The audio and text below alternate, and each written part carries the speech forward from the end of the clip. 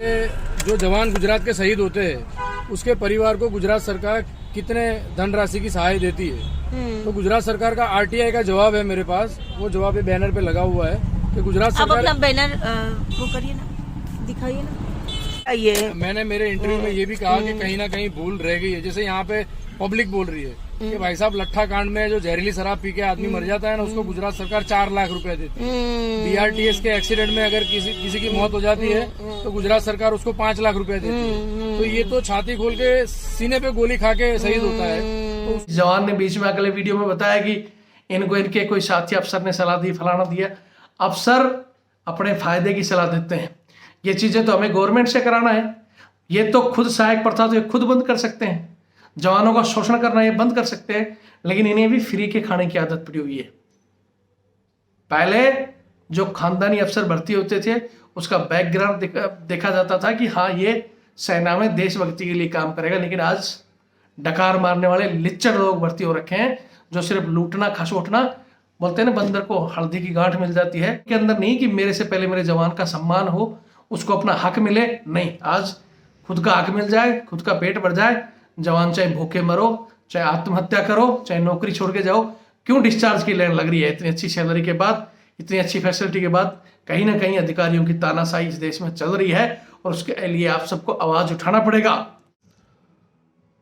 जय हिंद, जय भारत, वंदे मातरम। मैं रविंद्र फौजी। अभी जो ये आपने वीडियो देखा ये तो एक ट्रेलर था जवान का, लगभग 4 मिनट का वीडियो है और काफ़ी अच्छी बात जवान ने कही है। मैं इस वीडियो में कुछ नहीं बोलूँगा। हाँ, इतना ज़रूर बोलूँगा कि जैसे इस जवान ने कहा कि सड़क हादसे में मरने वाले को 10 लाख मिल जाते हैं, जहरीली शराब पीकर मरने वाले को 5 लाख मिल जाते हैं, लेकिन गुजरात सरकार में शहीद को 1 लाख रुपये दिया जाता है। और वहाँ हमारे देश के माननीय मोदी साहब सुना है कि 15 साल मुख्यमंत्री रहे हैं। एक बात जवान ने जरूर बोली है कि हो सकता है कहीं ना कहीं सरकार को इन चीजों का पता ना हो या कुछ और बात रही हो। तो यहां मैं एक चीज कहना चाहता हूं कि सरकारों को सब पता रहता है।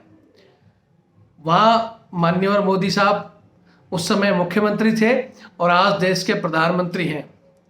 आज भी इन्हें जवानों की हर एक समस्या के बारे में पता है, लेकिन वो बोलते हैं ना कि जब तक बच्चा रोता नहीं तो उसकी माँ भी उसको दूध नहीं पिलाती। ये तो नेताजी हैं। इसलिए जवानों को अपने न्याय के लिए आवाज उठानी होगी, चिल्लाना होगा।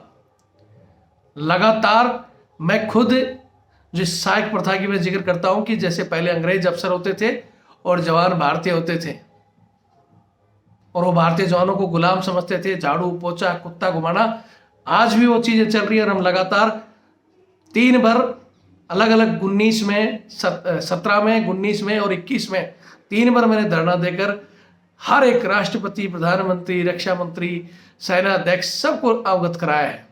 और सब कह देते हैं हाँ करेंगे, लेकिन चुप हो जाते हैं। उनको कहीं ना कहीं लग रहा है कि अभी एक आधे जवान चिल्ला रहे हैं, बाकी तो खुद खुशी खुशी कर रहे हैं। इसलिए सरकारों को पता होते हुए भी वो चीजें दब जाती हैं। जैसे ये 1 लाख रुपए वाली कि गुजरात में शहीद को 1 लाख दिया जाता है और वो बात दबी पड़ी है। तो आप चाहते हो कि ऐसी चीजें दबी रहें, जवानों का शोषण होता रहे, तो फिर आपकी मर्जी है। नहीं तो इस वीडियो को आग की तरफ फैलाओ ताकि मोदी जी को लगे कि हाँ जनता चाहती है, हर एक जवान चाहता है कि ये सहायक प्रथा बंद हो। और दिल्ली ही क्यों, बहुत सी सरकारों में जैसे कहीं 25 मिल रहा है, कहीं 50 मिल रहा है, अलग अलग चीज है क्या? क्यों नहीं एक ही जगह सबको एक, अरे 1-1 रुपया जनता के टैक्स से एक और टैक्स बढ़ा दो, छोटा सा 1 रुपये का। लेकिन कोई भी जो इस देश के लिए अपना सर्वोच्च बलिदान देना चाहता है, कम से कम उसको 1 करोड़ रुपए की राशि उसके परिवार वालों को मिले। बिल्कुल ठीक कहा है इसने। देश की जनता चाहती है तो इसको शेयर करें, नहीं तो फिर आपकी खुद की मर्जी है। मैं यहां एक बार फिर कहता हूं हमारे जवानों को, जैसा कि इस जवान ने बीच में अगले वीडियो में बताया कि इनको इनके कोई साथी अफसर ने सलाह दी, फलाना दिया। अफसर अपने फायदे की सलाह देते हैं। ये चीजें तो हमें गवर्नमेंट से कराना है। ये तो खुद सहायक प्रथा तो ये खुद बंद कर सकते हैं, जवानों का शोषण करना ये बंद कर सकते हैं, लेकिन इन्हें भी फ्री के खाने की आदत पड़ी हुई है।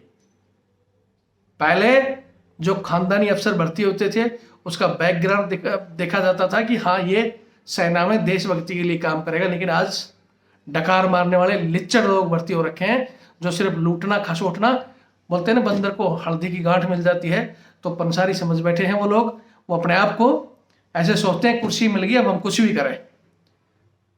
वो इनके अंदर नहीं कि मेरे से पहले मेरे जवान का सम्मान हो, उसको अपना हक मिले, नहीं। आज खुद का हक मिल जाए, खुद का पेट भर जाए, जवान चाहे भूखे मरो, चाहे आत्महत्या करो, चाहे नौकरी छोड़ के जाओ, क्यों डिस्चार्ज की लाइन लग रही है? इतनी अच्छी सैलरी के बाद, इतनी अच्छी फैसिलिटी के बाद कहीं ना कहीं अधिकारियों की तानाशाही इस देश में चल रही है, और उसके लिए आप सबको आवाज उठाना पड़ेगा, और नहीं तो फिर शोषण करते रहो।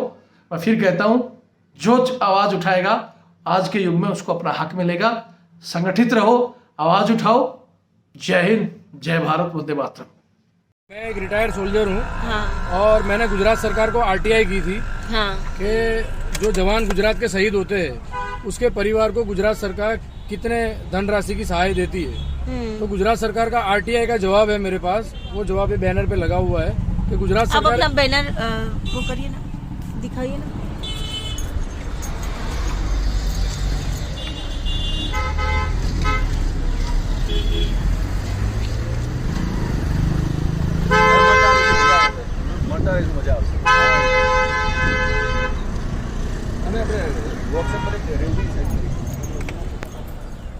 तो गुजरात सरकार का जवाब यह आया कि हम 1 लाख रुपया ही दे रहे हैं। ये 1962 से चला आ रहा है, जब महाराष्ट्र से गुजरात अलग हुआ तब से लेकर अभी तक। तो मेरी मांग ये है कि अन्य राज्यों के अंदर मैंने कंपैरिजन किया आरटीआई के माध्यम से और न्यूज के माध्यम से और ऑनलाइन बेसिस पे, तो मुझे ये पता चला कि बाकी सब राज्यों में 25 लाख 50 लाख 1 करोड़ तक है। देश की राजधानी दिल्ली में 1 करोड़ देते हैं। तो मैंने गुजरात सरकार को अनुरोध किया, महामुहिम राज्यपाल श्री को और मुख्यमंत्री जी को और गृह मंत्री को कि 1 लाख। आप क्या नाम है आपका जी? मेरा नाम है विशाल वाजा। विशाल वाजा जी।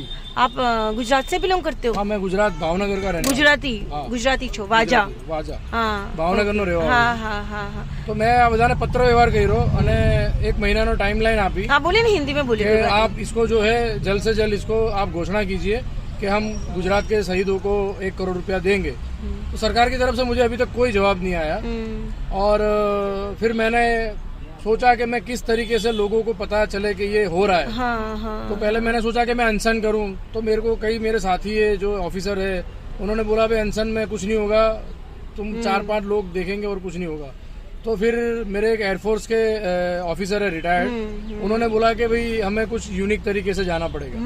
तो फिर हमने सोचा कि जैसे हम फिल्मों में देखते हैं, मुन्ना भाई MBBS हो गया, ये सारी फिल्मों में देखते हैं। तो उनके जो सन है वो अमेरिका में, उन्होंने बोला कि अगर अमेरिका में कुछ इस प्रकार का कोई वारदात होती है, इस प्रकार की पब्लिक अगर किसी चीज से वो मानती है कि भाई सरकार ये गलत कर रही है, तो वहाँ पे पब्लिक प्लेस में वो बैनर लेके खड़े हो जाते हैं। वो उसमें कोई विरोध या उग्रता ऐसा नहीं होता है, शांतिपूर्ण। तो हमने भी सोचा कि गांधी चिंधिया मार्ग पे हम जाते हैं और लोगों के बीच में जाएंगे। तो हमें पूरा भरोसा है कि सोशल मीडिया है, तो सोशल मीडिया के आधार पे ये चीज स्प्रेड होगी।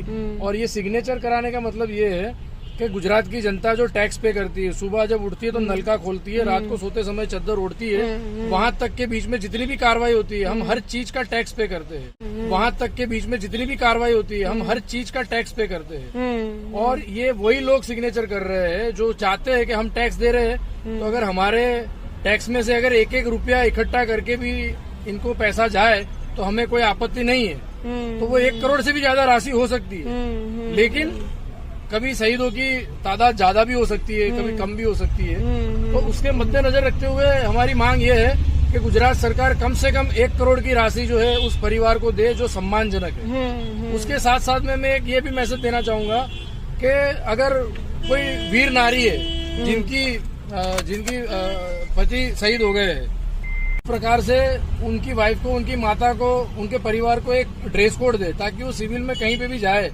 तो लोग उनको सम्मान की नजर से देखें। कहीं टिकट ले रहे, बस की टिकट ले रहे, तो उनको पता चले कि ये वीर नारी है, ये शहीद की माता है, तो उसको एक सलाम दे, एक सैल्यूट दे, तो उनके जहन में ये चीज आए कि मेरा वतन जो है, मेरे देश के लोग जो है, मेरा बेटा भले चला गया लेकिन मेरा देश पूरा मेरे साथ है।